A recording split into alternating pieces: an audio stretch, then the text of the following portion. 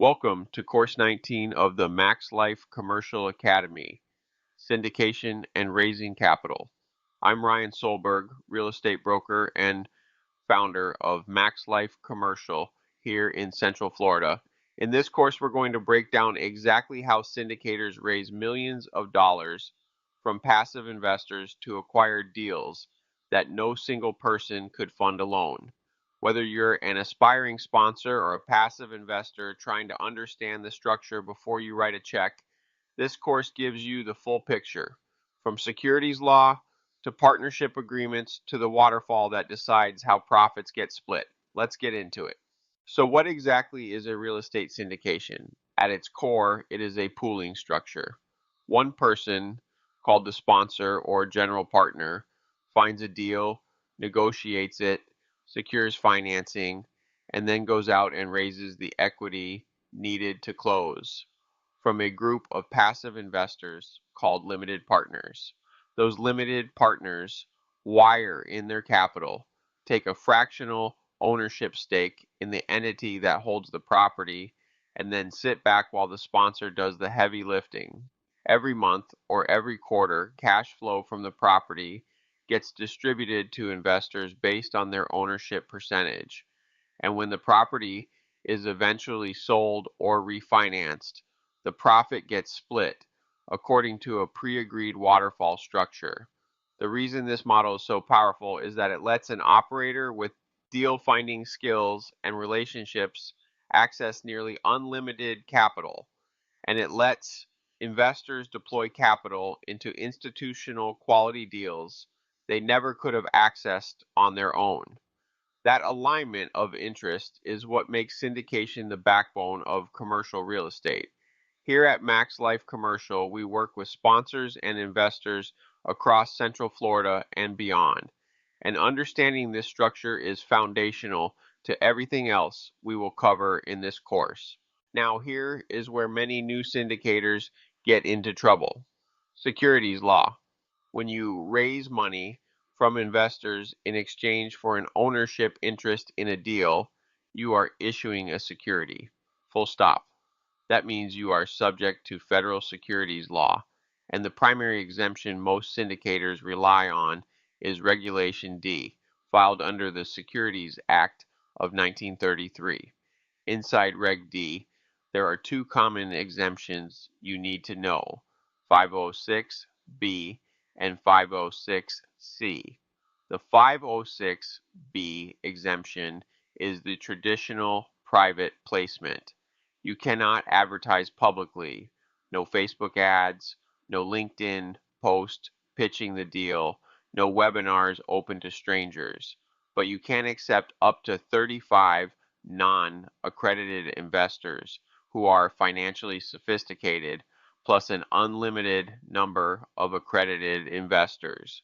Accredited investors are individuals with a net worth over $1 million, excluding their primary residence, or income over $200,000 individually, or $300,000 with a spouse in each of the last 2 years.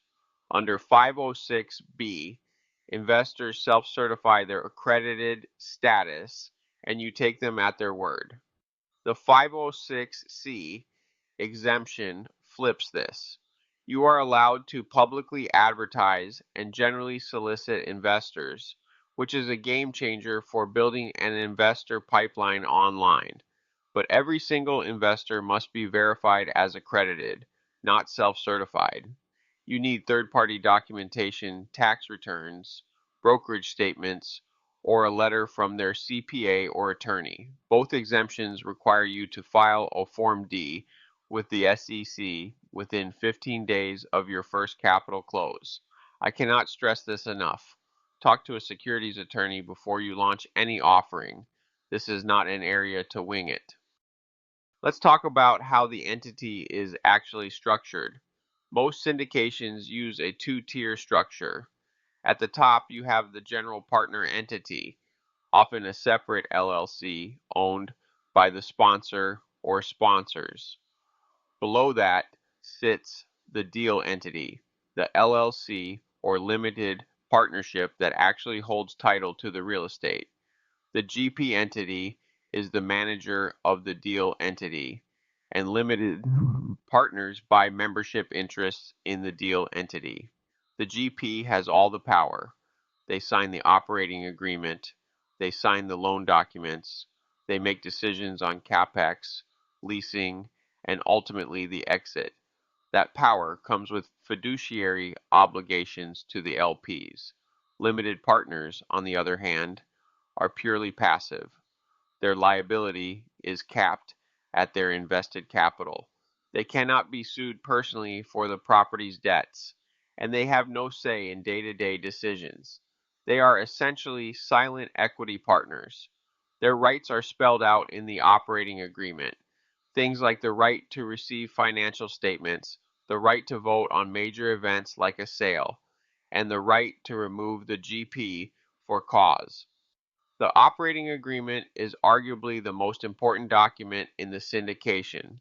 It governs everything from how distributions are calculated to what happens if the GP wants to bring in a co-GP.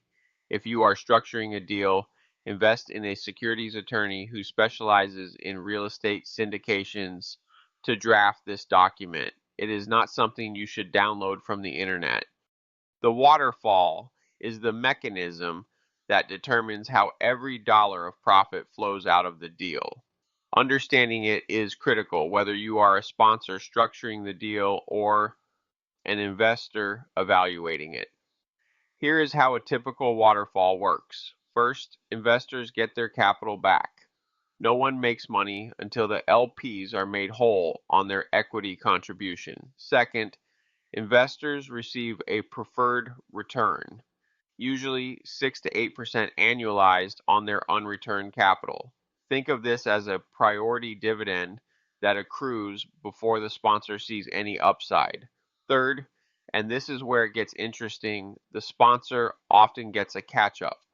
Once investors hit their preferred return, the GP receives 100% of distributions until they have caught up to their full promote percentage. For example, if the promote is 20%, the GP catches up until they have received 20 cents for every 80 cents the LPs received. After the catch up, profits split according to the negotiated tiers. A common structure is 70 to 30 in favor of LPs in the first profit tier, then shifting to 60 to 40 as the deal's IRR climbs above a higher hurdle rate like 15%. That second tier is the sponsor's real reward for finding and executing a home run deal. One critical point: never describe the preferred return as guaranteed. It is a priority, not a promise. If the deal does not generate sufficient cash flow, the preferred return accrues but does not get paid until the money is there. Always be transparent about this distinction with your investors and make sure your PPM reflects it accurately. A compliant syndication requires a stack of documents, and each one serves a specific legal or operational purpose. The most important is the Private Placement Memorandum, or PPM. This is your disclosure document. It tells investors exactly what they are buying, what the risks are, how you will use their money, what your track record is, and how the waterfall works. The PPM is primarily a liability shield for the sponsor. If a deal goes sideways and an investor claims they were misled, the PPM is your first line of defense, provided it accurately described the risks up front. PPMs are typically 50 to 100 pages long and are drafted by securities attorneys. Do not try to write one yourself. Below the PPM sits the operating agreement, which we covered earlier, and the subscription agreement, which is what each investor signs to formally subscribe for their interest. The investor questionnaire gathers the financial details needed to verify accredited status, and within 15 days of accepting your first investor dollar, you must file a Form D with the SEC through their Edgar system. Some states also require a separate blue sky notice filing, so confirm your state's requirements with your attorney. Finally, the pro forma and deal summary are not legal documents, but they are what your investors will actually read first. Make sure every number in your pro forma is consistent with what the PPM discloses. Inconsistencies create legal exposure. At MaxLife Commercial, you can reach us at 321-586-22121 if you have questions about the acquisition side of a syndicated deal.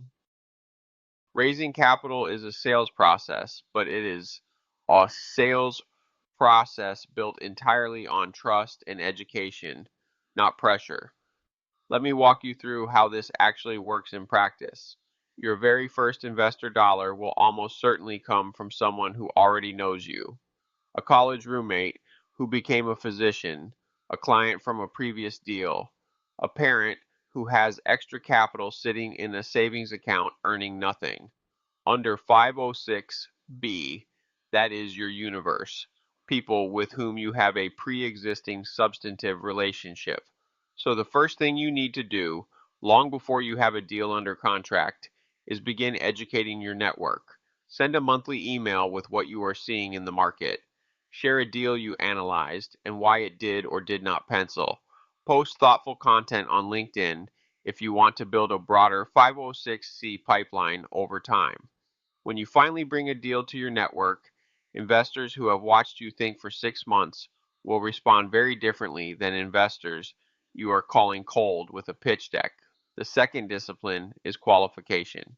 Not every accredited investor is the right fit for every deal. If someone needs liquidity in 2 years and you are buying a 5-year value add play, that is a mismatch that will create problems. Have honest conversations about what's investment horizon, risk tolerance, and how much illiquidity an investor can genuinely stomach. And when it comes to actually closing the raise, you do not need to have all your equity committed before you go hard on a deal. Many sponsors soft circle commitments from investors, get a verbal yes and a signed interest form, then open the formal subscription period once the deal is locked. Know your minimum raise to close, and structure your timeline around that number. Most courses on syndication spend all their time on raising capital and almost none on what comes after. But your long-term success as a syndicator depends almost entirely on what happens post-close. The day you fund is day one of your investor relations program. Within 24 hours of closing, send every investor a confirmation. Their capital has been deployed. Here is what the property looks like today. Here is the business plan. And here is when they will receive their first distribution. From that point forward, quarterly reporting is the minimum standard. Your investors want to see the rent roll, actual NOI versus pro forma, any variance and why it happened, and the status of capital reserves. If you told them they would receive a 7% preferred return and you are tracking behind it, tell them now, not at the annual meeting. The K1 is another non-negotiable. Your CPA needs to get K1s to every investor by March 15th so they can file their taxes. Missing this creates real friction and signals disorganization. The most important skill in investor relations is communicating bad news early. Every deal has problems. Roofs leak, tenants go dark, interest rate caps expire. The sponsors who lose investors forever are the ones who went quiet when things got hard. The sponsors who build a loyal investor base are the ones who called every LP personally when the roof needed replacing and explained exactly what it meant for distributions. Here at MaxLife Commercial, visit us at maxlifedevelopment.com/academy for more resources on structuring and closing commercial real estate deals. That wraps up Course 19, Syndication and Raising Capital. You now understand the full arc of a syndicated deal. the legal framework under Reg D, how to structure your GP and LP entities, how a waterfall distributes profits from first dollar to last, what documents you need in a compliant offering, how to build an investor pipeline before you need one, and why investor relations after close is the most underrated skill in this business. If you take one thing from this course, let it be this: syndication is a trust business. Your investors are handing you their capital with nothing but your word and your operating agreement as collateral. Honor that trust with transparency, consistency, and results. I'm Ryan Solberg, broker and founder of MaxLife Commercial here in Central Florida. My license number is 333-54351.